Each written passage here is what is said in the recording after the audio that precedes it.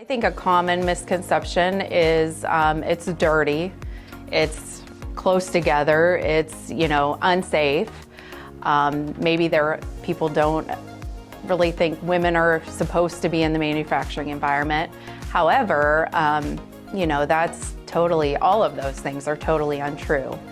As you go out on the floor, you'll see that it's incredibly light and bright out there to make sure, people can see well, they're safe. You'll see women working out there I always try at job fairs to recruit more women. So definitely that's something that, we definitely want to see more of. And people with disabilities, there are multiple ways that we're trying to get a more diverse workforce.